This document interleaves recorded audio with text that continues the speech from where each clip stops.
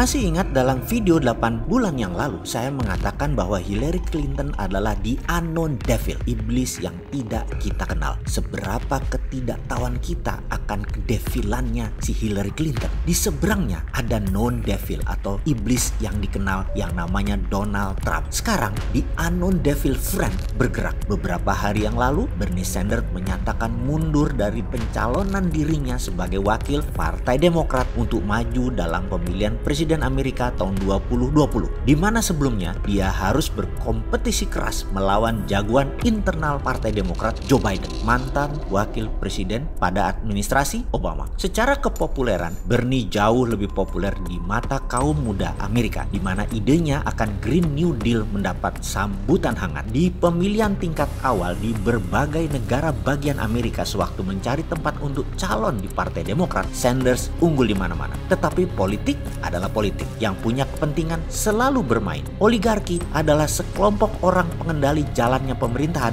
juga bermain, termasuk di Amerika juga plutokrasi, yaitu orang kaya yang mengendalikan pemerintahan itu di mana-mana selalu bermanuver. Yahudi Zabatai di belakang Partai Republik dan Yahudi Ortodok di belakang Partai Demokrat bermanuver. Kita walaupun hanya pengusaha UKM di Indonesia harus tetap memperhatikan apa yang terjadi di dunia internasional, terutama negara besar seperti Amerika, Cina, Rusia, Eropa, dan saat ini ditambah Brazil dan India masuk dalam kekeran mata kita. Kebijakan mereka para global player ini bisa mempengaruhi UKM di Indonesia. Seperti saat ini, setelah Corona ada badai besar yang akan menghantam Indonesia. Badai resesi yang menyebabkan badai PHK dan badai pengangguran. Kembali ke Sanders. Ketika Joe Biden masuk di tengah kancah pertempuran calon Partai Demokrat, beliau masuk terakhir, yaitu 3 bulan yang lalu. Teman-teman pengamat intelijen pertahanan khususnya bidang ekonomi tersentak. Trump cukup panik. Dia berusaha serang Joe Biden dengan isu anaknya Biden ada skandal di Eropa urusan dunia pharmaceutical. Perhatikan, kata pharmaceutical ada tanda petiknya agar Joe Biden tidak masuk jadi calon dari Partai Demokrat. Sebentar ya, kita merefresh sejarah sedikit. Obama punya grand plan yang namanya Obamacare, semacam BPJS-nya kesehatan Indonesia.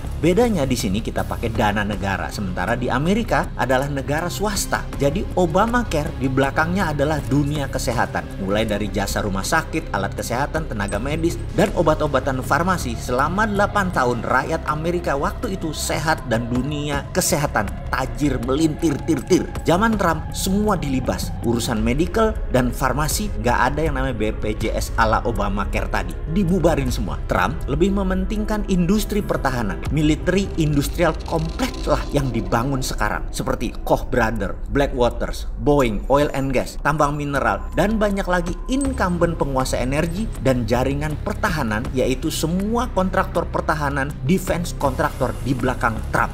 Inilah yang menjadi diskusi para pengamat yang puncaknya Sanders pull out. Dunia farmasi di belakang Biden mempengaruhi 300 orang electoral vote di kursi Partai Demokrat. Mereka maunya Joe Biden, Obama, dan Clinton bermanuver. Obamacare Jilid 2 dibawa oleh Joe Biden sebagai tema kampanye di tahun 2020 ini. Ini bisa memukul Trump yang tidak diam dengan menggerakkan CIA di belakangnya. Borok Biden dikumpulin, koneksi Biden dengan Cina siap-siap dibuka. Biden adalah komisaris di banyak pharmaceutical giant company. Sekali lagi, sekedar mengingat, siapa yang paling diuntungkan dalam peristiwa COVID-19 ini? Yaitu dunia medis, rumah sakit, alat-alat kesehatan, dan farmasi besar. Begitu vaksin diluncurkan, triliun dolar nilainya, dan mereka di belakang Biden.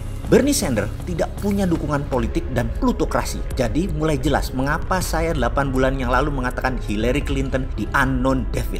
Ya benar, di belakangnya ada dunia farmasi yang tega-teganya membuat dunia seperti ini. Mereka panen juga untuk mengambil alih serta dunia. Itu strategi mereka. Itulah geopolitik. Kedepan para analis melihat kemana Sanders berpihak. Di 2016 dia diminta mundur oleh Hillary sehingga Hillary maju melawan Trump. Saat ini Obama yang minta Sanders mundur. Obama, Biden, Clinton Foundation, dan perusahaan farmasi menekan Sanders dan yang kemudian akan menekan Trump sebagai presiden yang tidak mampu. Akankah demi prinsip MMT Sanders pindah ke Trump sehingga Trump berpeluang merusak dunia 4 tahun lagi? Terlepas dari itu semua, memang ini jalan takdir. Yang pakai ekonomi model MMT memang harus Indonesia.